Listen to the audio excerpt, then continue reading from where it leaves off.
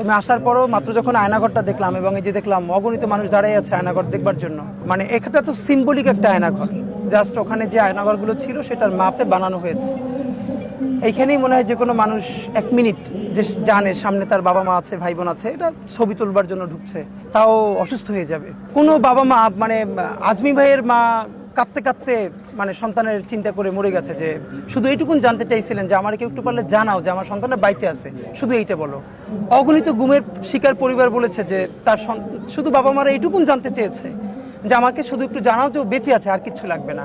এইরকম আয়না ঘরে একজনকে আটকে রেখে তার কাছ থেকে যখন জঙ্গি হিসেবে তাকে স্বীকৃতি দেওয়াবে, কারণ সে ওয়েস্টে আওয়ামী লীগ সিল করতে চায় যে এখানে এরকম জঙ্গিপনা চলছে, তো সে কোনোভাবে রাজি হচ্ছে না।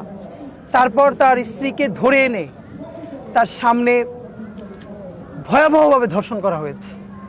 আপনি শুধু চক্ষু বন্ধ করে ভাবেন, আমি ভাবি যে আমার মা বা আমার বোন, আমার স্ত্রী আমার সামনে বসে ধর্ষিত হচ্ছে আমার জবানবন্দির জন্য। আপনি এটা নিতে পারবেন না ভাই, এরকম জাহান্নাম মানে আপনি চিন্তা করতে পারেন না, কিন্তু এখন জাহান্নামে আমরা ছিলাম। আর বারবার বলি জীবন দিব, কিসের জীবন দিব?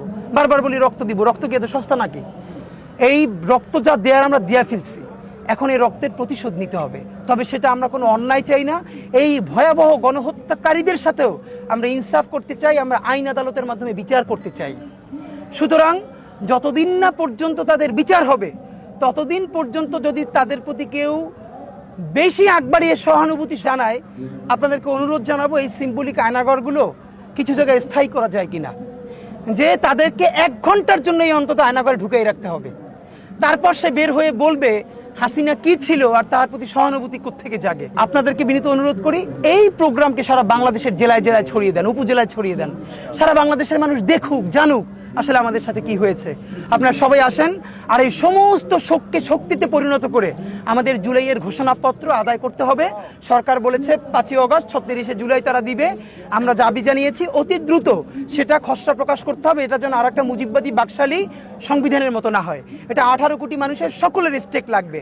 এবং সরকার যদি সেটা কনফার্ম করে, আপনাদেরকে জানিয়ে রাখি 36 জুলাই সংসদ ভবনের সামনে যে এই ঐতিহাসিক ঘোষণাপত্র পাঠ হবে, আমরা সারা বাংলাদেশের সকল মানুষ যাদের পক্ষে সম্ভব আমরা সংসদ ভবনের সামনে জড়ো হব। দল, মত, ধর্ম, বর্ণ নির্বিশেষে এই ঘোষণাপত্রকে আমরা জাতীয় উদযাপন করব এবং এই ঘোষণাপত্রের মধ্য দিয়ে এখানে ভারতীয় আধিপত্যবাদ এবং ফ্যাসিস্ট আওয়ামী লীগের চূড়ান্ত কবর রচিত হবে ইনশাআল্লাহ। এবং জুলাই সনদ আমাদেরকে কোনো দলমত বুঝে না, আমাদেরকে আদায় করতেই হবে। আর আপনাদেরকে চূড়ান্তভাবে বলতে চাই, যারাই সামনে ক্ষমতা আসবেন, সেটা বিএনপি আসুক, জামাত আসুক, কে আসবে জানি না, আপনারা যদি মনে করেন আপনাদের প্রয়োজনে ছাত্ররা, এই বাচ্চা কাচ্চা ছেলেরা জীবন দিয়েছিল, এখন প্রয়োজন ফুরিয়ে গেছে, এখন ওদেরকে প্রচুর ধমক দিয়ে বকাঝকা দিয়ে বাসায় ফিরাতে হবে, আর কথা বলবে না।